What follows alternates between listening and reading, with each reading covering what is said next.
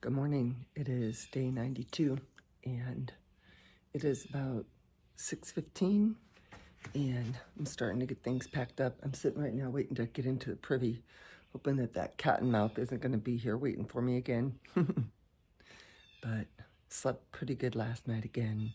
Tossed and turned a little bit, but yeah, I think I got some good sleep.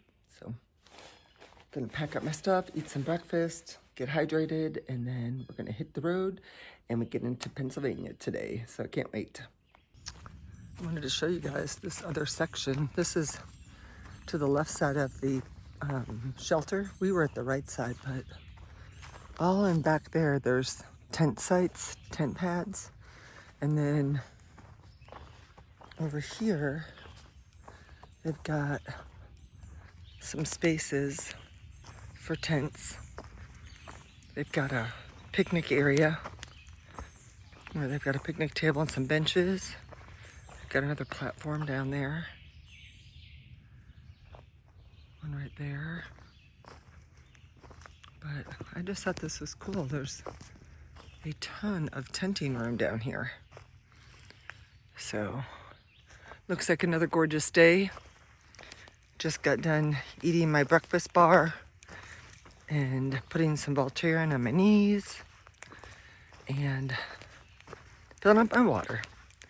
So we are getting ready to head out. We've got an exciting day ahead of us, going into another state. And we're going under 15 miles today, so it'll be a shorter day. We're able to rest our legs a little bit and recharge. 7:18 and we are hitting the trail. Got to keep looking down because that snake was camouflaged into the leafy path yesterday. And don't want to step on another snake. This is where we slept last night. It's a good spot. Nice and level and soft. Time for a little rock scramble.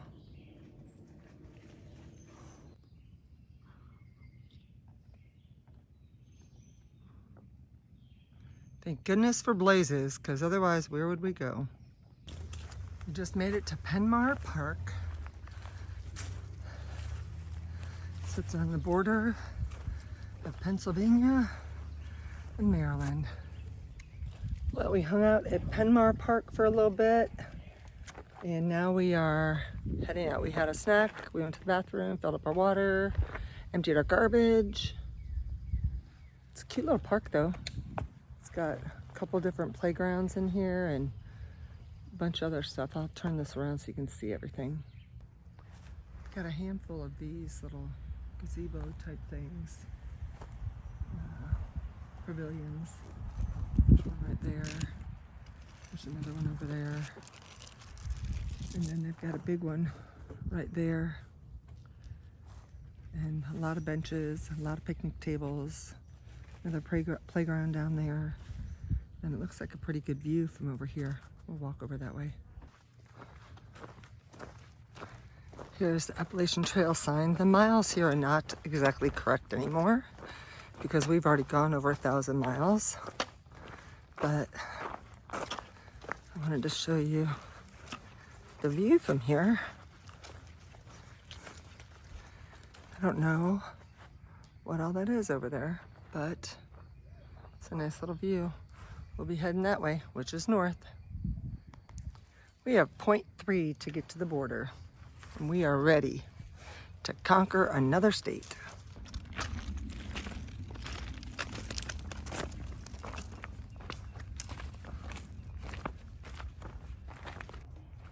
All right, we are crossing the border into the next state. We are now in our 7th state, and they have a logbook here that we're going to sign.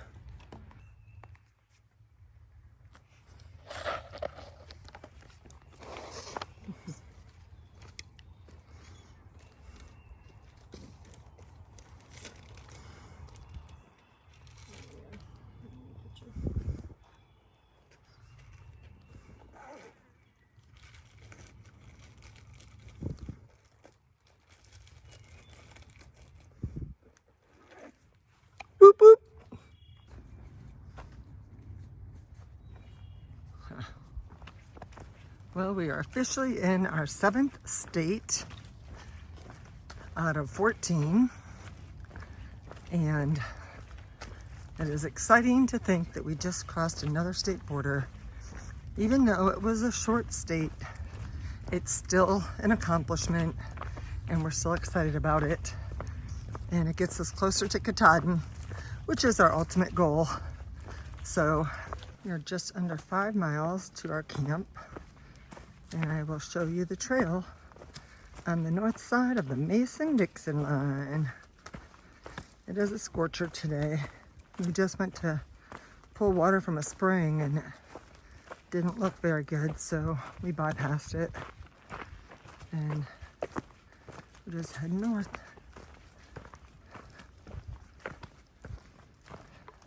We haven't seen a lot of people on the trail today. We've been hopscotching or back and forth with a couple that's hiking the trail. We saw Mowgli at the road crossing. He just came out. He went to town. He went to Walmart to resupply. And we're gonna skip lunch on the trail and eat when we get to the campsite, because that'll be probably around 1 or 2 o'clock. So that'll be early enough. And we'll be able to get our things set up and cool down. But still rocky, but the boulder field we went through earlier was something else, wasn't it? Got lucky and found some water just past Derelict Shelter. I mean, like literally right past it. Was able to fill up my bottle because I was on the last quarter of it. And we have like a little over 3 miles to get to the shelter. I think it's like 2.6 to get to the park where there's water. And so that was a blessing. So glad I found that. And it's cold water, so whoop whoop. Yeah, I'm just slowing my roll down right now because it's so hot. No reason to push it and go faster and increase my body temperature. We're gonna get to camp really early, so I'll just cruise. We're going a little bit uphill right now, but it's not much. I'll show you a little bit of the trail this afternoon. It's like almost 1 o'clock. So I figure we have about another hour of hiking, and I'm feeling pretty good about slowing my pace down. I don't feel nearly as hot. And I haven't seen my hiking partners though, they're way ahead of me. But I'm okay with that. I'm just trying to chill. The breeze right now feels wonderful. Look at that. My toes are loving this. I just came off that bridge, and that's where I was having my feet soak in. And we just talked to a guy who's doing trail magic up here in the park. So that is our next destination. We are close to our shelter. It is only 1:40, and we are looking forward to some of the best part of our day today. It has been such a hot day that this is going to be a sweet treat. We must be close to a shooting range because I keep on hearing a bunch of shots. And we are entering the old Forge Park. I'm getting ready to go over a bridge, and he said he's got his trail magic set up to the left. So looking forward to that. And just being able to sit and relax for a little bit. The heat really can take it out of you. Ooh, this bridge wobbles. I was not expecting that. Okay, I'll see you when we get to the Trail Magic. Here is the park. This is the second park we've come to today. And I think this trail angel is named Typhoon. I gotta double check. Look at this wasp nest right here. Pretty cool. We have a mile till the shelter. And we just had a little bit of trail magic. The gentleman had some drinks for us. So I had some pink lemonade and sat and visited with him and 2 other hikers. And then they had Wendy's Ubered to them. And it was really hard to see them eat that and smell that deliciousness. But tomorrow I think we're gonna have some barbecue. That's not too far off the trail and it hits our timeline pretty good. So that's exciting. Okay, we are heading into Tumbling Shelters because there are 2 of them.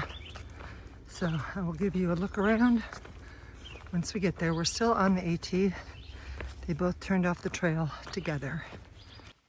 There's a privy right there. And the double shelters are right there with a pavilion in between. Look at this cool fire pit down on the ground. Looks awesome. Tent sites are this way. A little bit more trail magic at camp from the guy him and his wife do trail maintenance here and take care of the shelter and the grounds here. And they do an amazing job. There's his wife right there. I am here at Tumbling Run Shelter, and Kurt and Tanya are the ones who maintain this. Can you tell me, like, when you started, why you started, and I'll ask you a couple other questions after that. So Tumbling Run Shelter, or better known, if you look at the shelters, the snoring and non-snoring shelters. We're known better as the snoring and non-snoring shelters than we are Tumbling Run. We've been maintaining the shelters here since 1991, so we're going on 33 years now. And what does that include? Like, what do you do with that? So basically maintaining all shelters along the trail have someone that maintains them, or a caretaker of some sort. Okay. So it basically means making sure things are clean. Cleaning out trash from the fire rings, just making sure things are hospitable when people come in. Right. However, we do a little more here at Tumbling Run because we are Tumbling Run. Right. And so we kind of go out of our way to make sure that things are extremely clean, and we always try to come out in the evenings and check in for folks, and just to make sure that if anyone has an issue or something, we live close and we can either help them or point them in a direction where they can get help. Right. So you come out how often? Almost every evening. Wow. Throughout the whole year? Or is the whole year, the whole year? Yeah, 365. It's a great place. Wow. I mean, yeah, it's beautiful. We get home from work, and it's a way to come out. You do a short hike, and we can de-stress from the day's activities. Right. And we're in the woods, so yeah.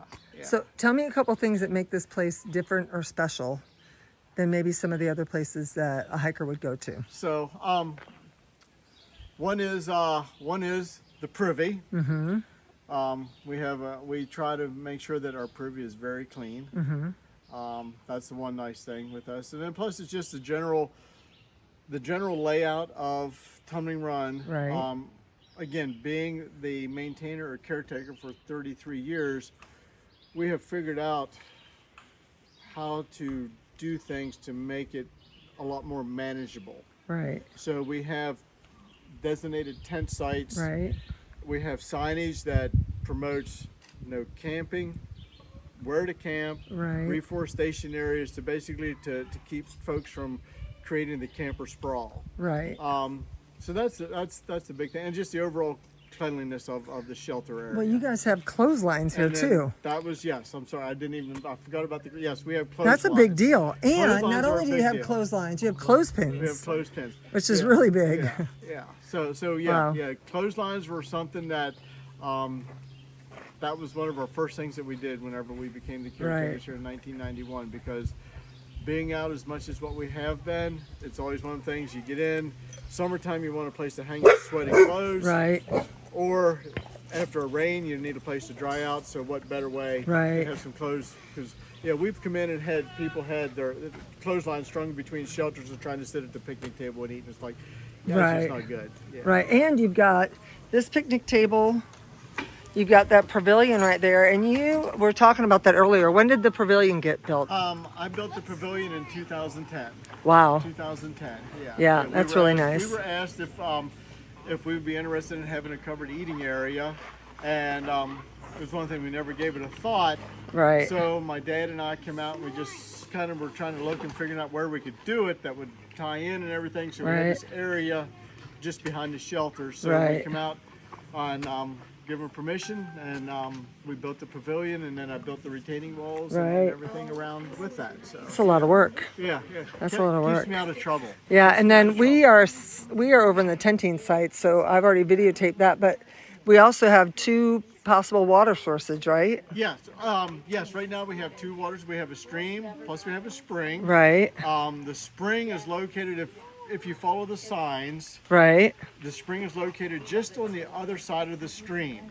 Right. It's a pipe spring, and the way it flows out of the pipe at this time, it flows like that 365 days out of the year. Wow. It is a very great spring. Well, that's what your wife said. She's the best water around. It's the best water around, yeah. Right. And, the stream, by the end of August, it is pretty much down to a trickle. Really? It is down to a trickle. Well, I plan on soaking my feet in there later on today. You better hurry up. I know. Yeah. Well, thank you so much. We are so impressed with how clean this is and how well maintained it is, and it's all because of you guys. So thank you so much. We appreciate that. Enjoy your stay. And I love the rose on the flower. Yes. That was my dad's idea. Yeah, I really like that. That was a sweet touch. We have to have a rose on the table. Yeah, that was awesome. So thank you very much. You're welcome. You're welcome. So there are the 2 shelters, and then they've got a sign for hammocks. This is really a really nice laid out shelter. And I don't know that every shelter has somebody assigned to it in every state. Maybe it's just in Pennsylvania, but they do or maybe with this particular hiking group, but they do an outstanding job. And the last shelter that we were at was really nice too.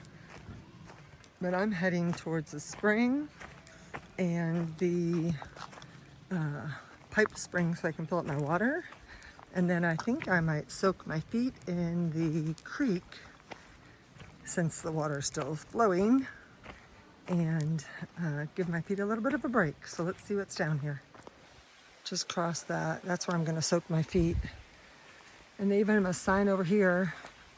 Everything is so well marked.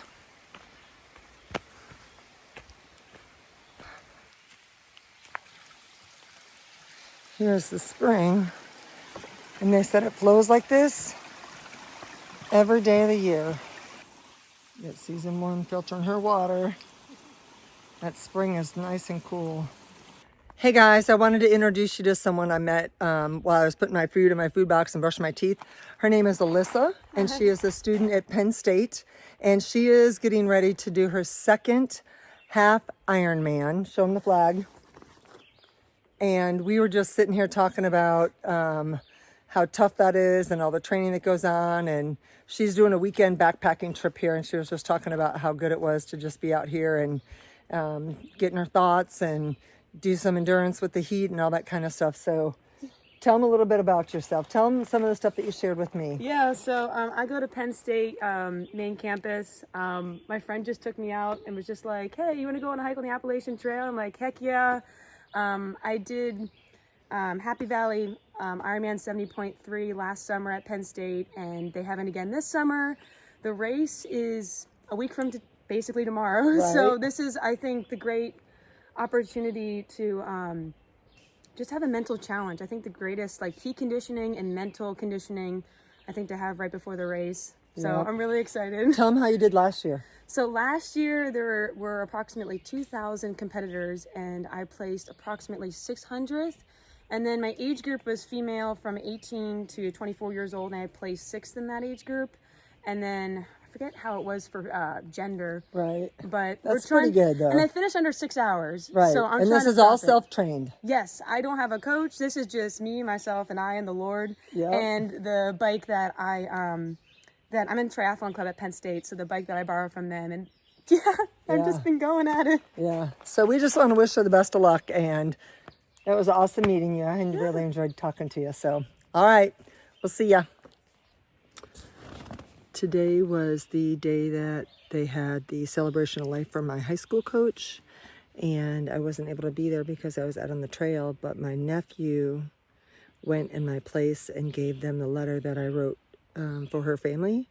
But I'm going to put her picture up here with my other coach, and just in honor of her today. So she has a big impact on my life and a huge influence, and I miss her and love her, and am sorry that I couldn't be there. But I did want to pay a little bit of tribute to her today because she was such a huge part of my life as I was growing up, and made a big impact on the person that I am. So there you go. Today was a hot day, and we are already in our tents. It is 6:49. Well, I'm not in my tent, but I'm heading that way.